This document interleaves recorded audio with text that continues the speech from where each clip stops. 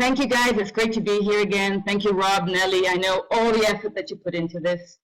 Anyway, my name is Louise Potter. I'm a teacher trainer here in Brazil. I love my work. I love what I do. I love my students. I love teachers. So anyway, this was the question that I got. What advantage does using a mobile in class have over a pen and paper? My immediate response would be none at all, actually. And why would I say that? Because if you do not have a plan in mind, as in everything, I think, in life, you're not going to get anywhere. I can't put next slide in. Oh, there I go. So you have a goal. Great. You want to use technology in your classroom. You want to use mobiles in your classroom. Amazing. I think that's fantastic. But if you do not have a very careful plan, you're not going to get anywhere. And I think that goes for mobiles in the classroom or with pen and paper.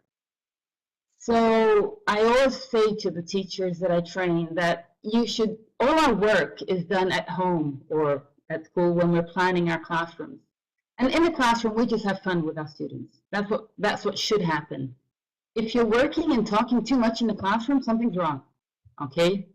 So the planning is a must in your classroom. And otherwise, your classroom is just going to look like this. Where is it? Okay, wait a minute, one more. It's just going to be chaos. So I always tell my teachers that the WH questions are a must. So you have to ask, why are you doing it? For who are you doing it? How are you doing it? When are you doing it? So these questions you must ask yourself over and over again the whole time. Okay, so whether you're not using technology in the classroom. So on the bottom line, your classroom management has to rock, okay? So I think it's much more important, sometimes even more important than the content itself, is if you have classroom management skills. Okay, I have an online course all about classroom management, so I think it's very, very important. But let's say your classroom management skills rock, okay? You have absolutely no issues with that. So the first thing I would say when you work with mobiles in your classroom is, the safety rules. We know that cyberbullying is something that happens the whole time. Okay, we have to make sure our students are not going to go into the social medias. So we do have to have, again, planning, safety plans. Okay, what are you going to do? What are the consequences for the students if they're not following your rules? Okay, you have to make sure that the rules that you have in your school apply to what you're going to do in the classroom. So I do believe that the safety rules is a starting point. So the question was advantages, and I'm not talking about advantages yet. Why not? Because I think we have a role as a teacher. And we have to really think, why are we using the mobile in the classroom? Are we enhancing our students' critical thinking by using a mobile, or are we just using the technology to say, wow, I use mobiles in my classroom?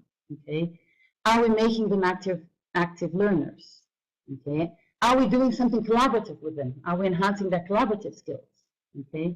Are we helping them interpret the meanings from, if you have the mobile in your hand, it's fantastic because you've got everything all in there. But, are you making them interpret the meanings of that, or are you just making them look at it? Okay. Are we helping them learn to learn? Because I think that is our main role as a teacher. We're there to teach them how to learn, not necessarily to teach them anything, actually, okay? Obviously, we do teach them things. So we also have to understand a lot about multiple intelligences, how different people learn in different ways. And that's why mobiles are a very good advantage, which I'm going to talk a little bit later. So basically, we have to use different tools, and that's where the advantage of the mobile comes in. Okay, so it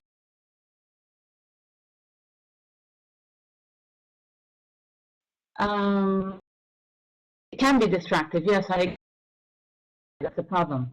But when you're talking about mobile, you have the content, so we can change the content, okay, by using the mobile. So how the students get the knowledge, okay, how they can learn. So what different reading and listening strategies they have by using the mobile.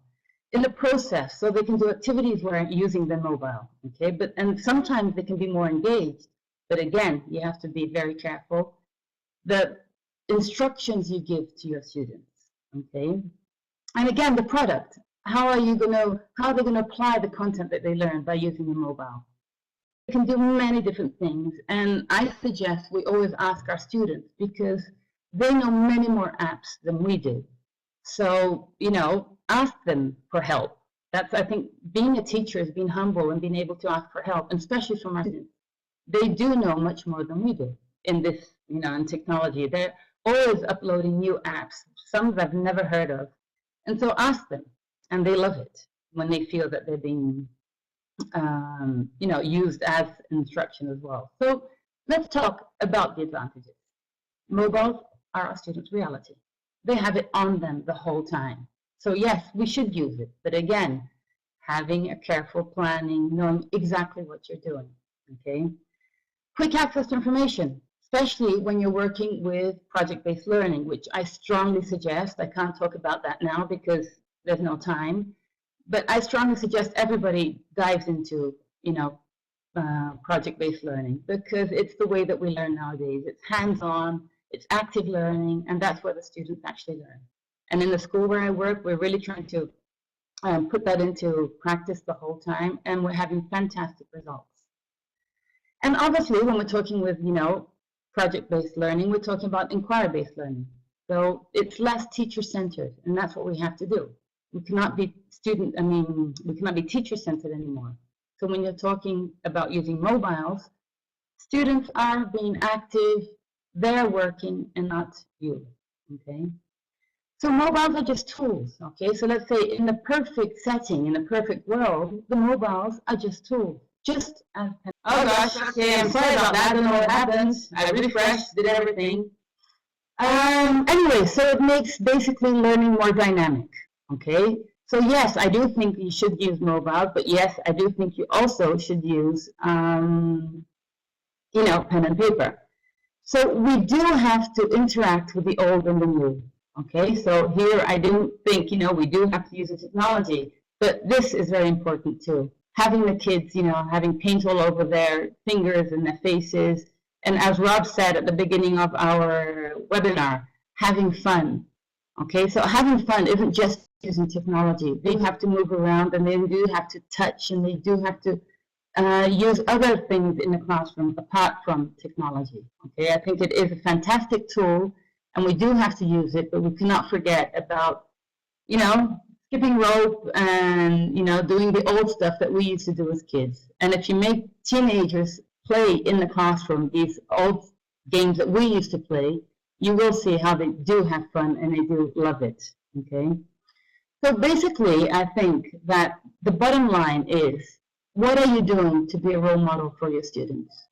That's what I think is to be a teacher, okay? You're a monitor, you're a role model. You're not actually giving out information the whole time, okay? You're making them work, as I said, okay? So what are you doing to lead your students to growth and go beyond themselves? Because students usually, they stay on their limits. I mean, they don't want to go beyond, oh, no, it's too much. I don't really want to work that hard. And that's why we're here. We're here to make them work harder, go further than they think they can, okay? So the tools that you use, if you're using a mobile, if you're using pen or paper, I don't think it really matters. I think you have to use them all, okay? And as long as your goal is very clear, you know what your students are going to do with their mobile and not, going to the social medias and stuff. And to make sure that you're able to reach all the students with different learning strategies, different learning skills. So that is what's most important, okay? For you to remember that you're planning in the classroom, whether you're using mobiles, whether you're using whatever type of technology, okay? You're there to have fun with the students, and they're there to be working. So if you're working too much, if you're speaking too much, I think there's a problem.